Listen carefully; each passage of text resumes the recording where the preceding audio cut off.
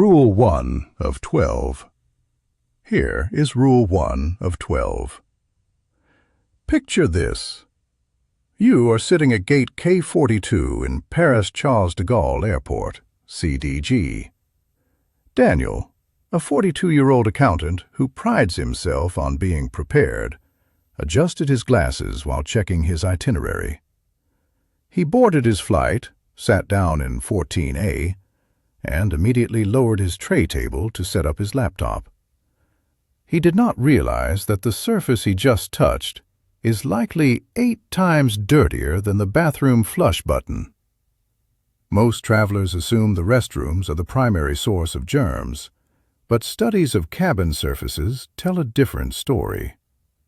Tray tables are often cleaned far less frequently than the lavatories during quick aircraft turnarounds. For Daniel, this lack of awareness led to a miserable weekend of stomach issues once he reached his destination. Here is the fix. Always carry a travel-sized pack of disinfectant wipes in your personal item. Wipe down the table, the latch, and the armrests as soon as you sit down. If you forgot your wipes, do not hesitate to ask a flight attendant for one. They usually have extras. Never let your food touch the surface of the tray table directly. Use a clean napkin or the wrapper as a barrier. This small habit takes only 10 seconds, but can effectively preserve your health and your trip. This move gives you a sense of control over your immediate environment. But germs on surfaces are just the beginning of your concerns.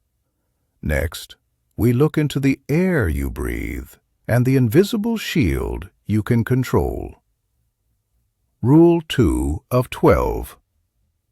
Here is Rule 2 of 12. Keep your overhead air vent open for the entire flight. Benjamin, a 31-year-old software developer, was flying out of Dallas, DFW, on a chilly morning. He felt a slight draft on his neck and twisted the plastic nozzle shut to stay warm. It seemed like a logical choice, but it was a tactical mistake. Within an hour, a passenger 3 rows away began coughing. Without active airflow from his individual vent, Benjamin was sitting in a pocket of stagnant air where airborne pathogens could linger. He did not realize he was essentially inviting bacteria to settle on his face and tray table. The reality is that modern planes use HEPA filters that capture over 99% of viruses. But you need that clean air moving to protect your personal space. Set your vent to a medium flow and point it directly in front of your face.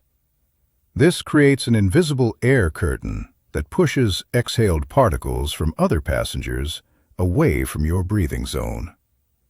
This flow creates a high-pressure zone that acts as a shield against pathogens. If you feel cold, put on a hoodie or a light jacket instead of shutting off the air.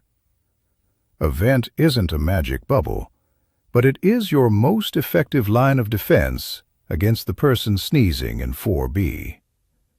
Benjamin learned this the hard way after catching a cold at Dallas, DFW. Staying healthy is a priority, but the cabin environment affects your body in other, drier ways. Rule 3 of 12. Here is Rule 3 of 12. Camilla, a 25-year-old photographer, sat in seat 22B and reached for her water bottle, only to find it empty. 3 hours into her long-haul flight from Orlando, MCO, her throat already felt like sandpaper. Humidity on commercial aircraft frequently drops below 10%, which is actually drier than many of the world's most famous deserts. Camilla did not realize that a long flight can sap up to 64 ounces of water from your body through respiration and skin evaporation alone. That is half a gallon of fluid lost before you even touch the ground.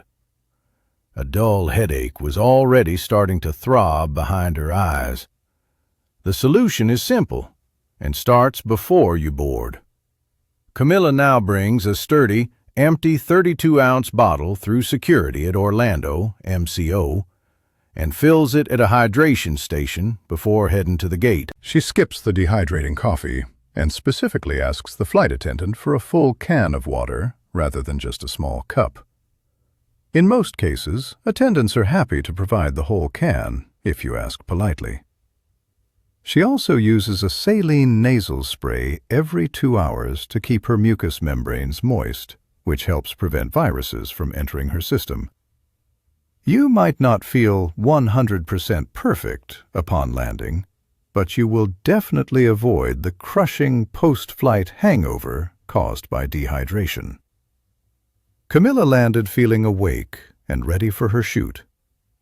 But what happens when the plane itself starts to shake or an emergency arises? Rule 4 of 12. Here is Rule 4 of 12. Did you know your tray table isn't even the filthiest thing you touch? Abigail, a 38-year-old teacher from Boston, sanitized her table the moment she sat down at Boston, BOS. She felt safe and tucked her wipes away. Then she reached into the seatback pocket to grab her book. This was a mistake she would soon regret. These fabric or mesh pockets often hold used tissues, dirty diapers, or food waste, and they are rarely deep cleaned during the short window between flights. Abigail also touched her overhead air vent and the window shade handle without thinking. These specific spots are breeding grounds for bacteria that can survive for days in the dry, pressurized air. The seatbelt buckle is another major offender that almost every traveler forgets to sanitize. Here is the fix.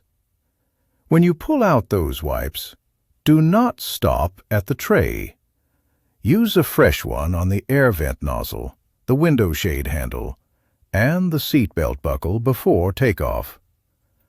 Abigail started incorporating this into her routine and managed to stay healthy all through the winter travel season.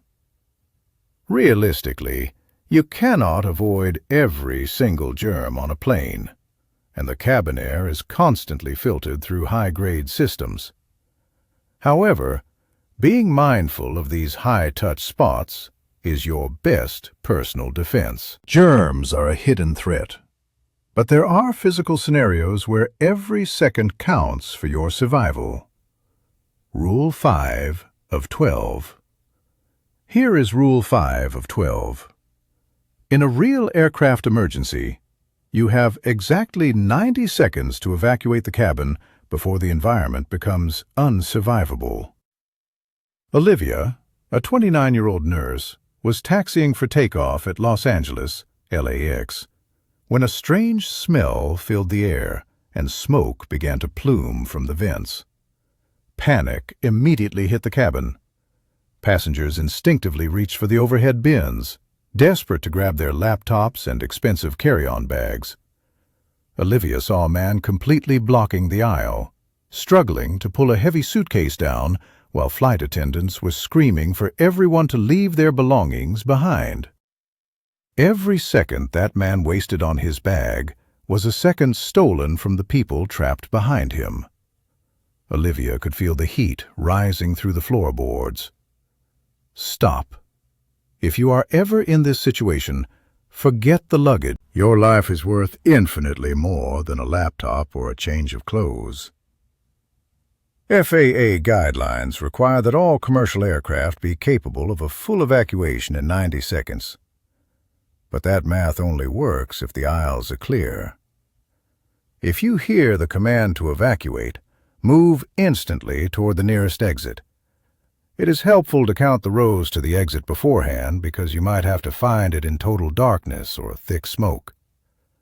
Slide down the emergency chute feet first and run at least 500 feet away from the aircraft once you are on the ground. Olivia made it out safely because she did not hesitate. She lost her suitcase, but she kept her life. Knowing your rights after the chaos is just as vital as the evacuation itself. Rule 6 of 12. Here is Rule 6 of 12. Stop putting your carry-on bag in the bin directly above your seat. Eleanor, a 54-year-old lawyer, faced a travel nightmare at Las Vegas, LAS, because of this common habit. She was on a tight 35-minute connection and had stowed her rolling bag right above row 14 where she was sitting. After the plane landed, the aisle instantly filled with a wall of passengers rushing toward the front. Eleanor felt paralyzed. She could not reach back to grab her bag against the heavy tide of people moving toward the exit. By the time the aisle cleared enough for her to retrieve her luggage, her next flight had already closed its doors. The tactical fix is to store your bag 2 rows in front of your seat toward the cockpit instead. When it is time to deplane, you simply grab the handle as you join the natural flow of traffic moving forward. There is no swimming upstream and no delaying the people behind you. If you are sitting in row 15, look for an opening in row 12 or 13 as you board. This simple move avoids the awkward backward shuffle that delays the entire aircraft. Of course, bin space is a gamble at busy hubs like Las Vegas, LAS. So you won't always find a spot ahead of you. But if the space is there, take it. Eleanor now scans the front rows the moment she steps onto the plane. It has saved her from missing 3 tight connections this year alone. But what if the boarding process is changing entirely? Rule 7 of 12. Here is Rule 7 of 12. Nora, a 22-year-old marketing specialist, sprinted through the terminal in Barcelona, BCN, her heart hammering against her ribs.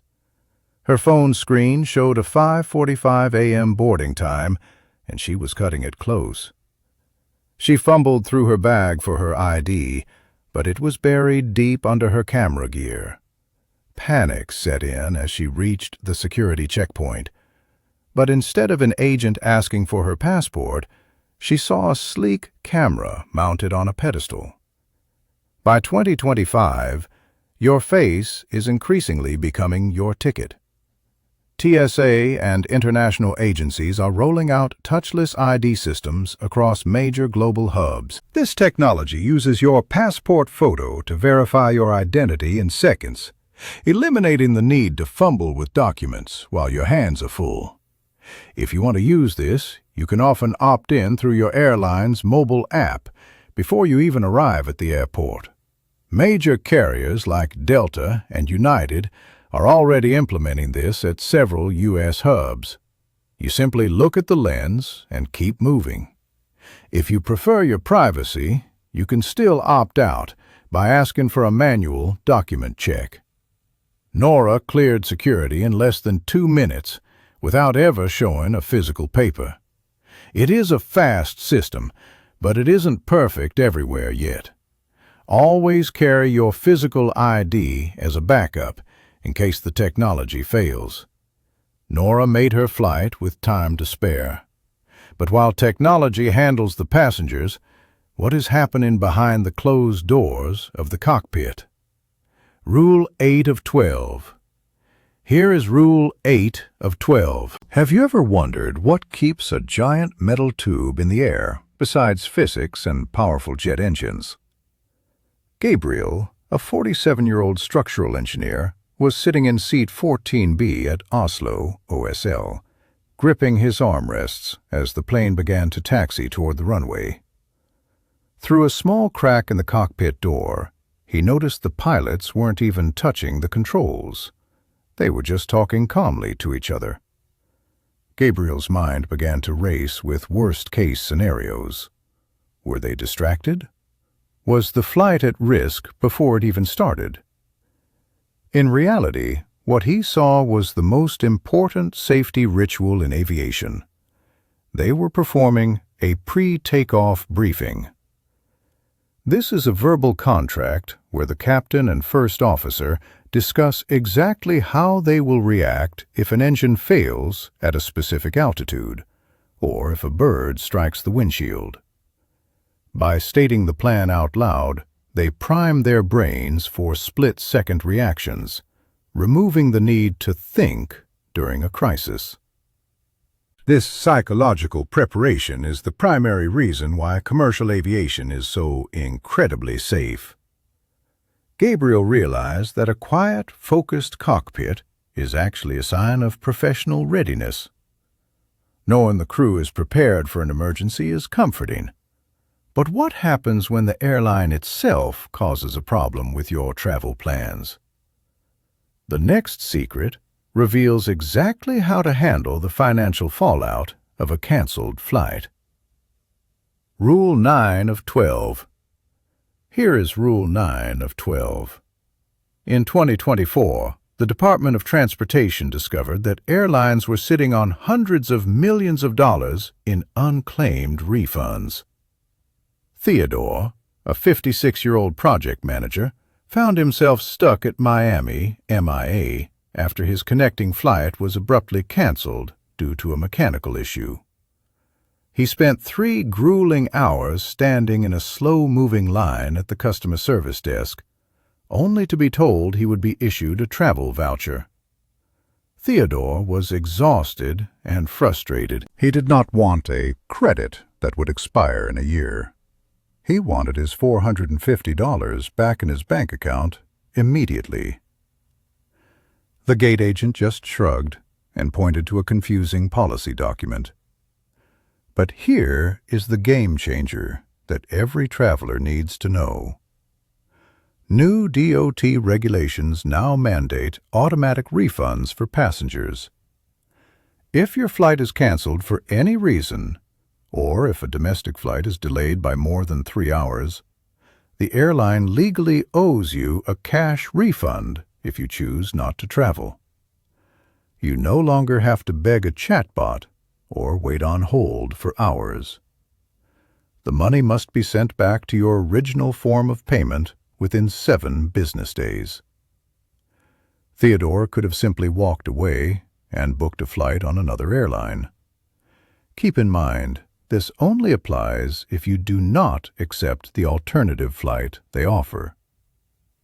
Theodore got his money back, but the next hurdle was just as annoying. Gate agents can still deny you boarding for baggage reasons you might not expect. Rule 10 of 12. Here is Rule 10 of 12. You should always check your carry-on weight at home before you ever head to the airport. Henry, a 41-year-old dentist, stood in a long line at Nice, NCE, and felt a familiar knot of anxiety tightening in his chest. His rolling bag looked standard in size, but it was packed with heavy professional equipment and books. It weighed nearly 25 pounds. As he approached the gate for his 4,400-mile flight back to the United States, he noticed the agent's eyes lock on to his luggage. She reached for a portable scale. Henry knew the airline's limit for this specific fare was strictly 18 pounds. A $60 gate check fee was only seconds away from hitting his credit card.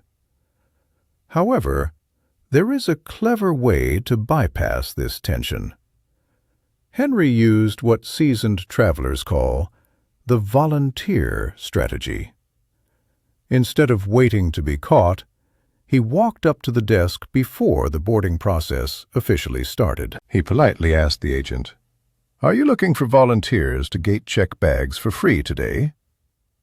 On crowded flights, gate agents are often desperate to save overhead bin space to prevent delays. They will frequently offer to check your bag all the way to your final destination at no cost to you. This works remarkably well at busy hubs like Nice, NCE. Henry saved his cash and walked onto the plane with only his small backpack. But the real challenge begins once those heavy cabin doors close and you are stuck in your seat. Rule 11 of 12. Here is Rule 11 of 12. Sebastian, a 33-year-old chef, stood in Madrid, MAD, Terminal 4, staring down at his boarding pass for seat 12B. A middle seat for an 8-hour flight felt like a prison sentence before the journey even began. He could already imagine the struggle for the armrests. But you do not always need a $2,000 business class ticket to get a private row. You just need to understand the seating algorithm. Most airlines fill planes from the front to the back, often leaving the middle seats in the very last rows for the very last passengers to check in. Sebastian approached the gate agent about 15 minutes before the boarding call. He politely asked if any full rows remained open in the back of the aircraft. If a flight is not at 100% capacity, those last few rows often have empty gaps. Another pro move for those traveling as a pair is to book the window and the aisle seat in a 3-seat row. Solo flyers rarely choose a middle seat between two strangers unless the flight is completely full and it is their only option. Sebastian successfully moved his seat to 34A, and the middle seat next to him stayed empty for the entire duration of the flight. He finally had the 18 inches of extra elbow room he needed to relax. Reality check. This rarely works on overbooked holiday flights, but checking the seat map at the gate is always worth the effort. Rule 12 of 12. Here is Rule 12 of 12. Have you ever wondered what happens when an airline sells more tickets than there are actual seats on the plane? Elijah, a 27-year-old designer, was heading home from Houston, IAH, after a long work week. He reached the gate only to hear his name echoing over the intercom. The agent informed him that the flight was oversold and he had been bumped. They didn't ask for volunteers. They simply told him he wasn't getting on. Elijah was stunned. He had a wedding to attend that evening, and the next available flight wasn't for another 6 hours. The airline initially offered him a meager $200 travel voucher, but Elijah knew the real rules. Stop. Do not just take the voucher and walk away. Under Department of Transportation rules, if you are bumped involuntarily and the airline cannot get you to your destination within 2 hours of your original arrival time, you are entitled to 400% of your one-way fare, with a cash cap of $1,550. This is not a credit. It is a payment. You must specifically ask for involuntary denied boarding compensation. Elijah cited this specific policy and ended up leaving the airport with a $1,200 check in his pocket. This knowledge flips the power dynamic back in your favor when things go wrong. Now you are fully prepared for your next journey. The airlines might count on you not knowing these secrets, but now you have the upper hand. Don't be the passenger they take advantage of. Join our squad by subscribing now for more insider travel secrets.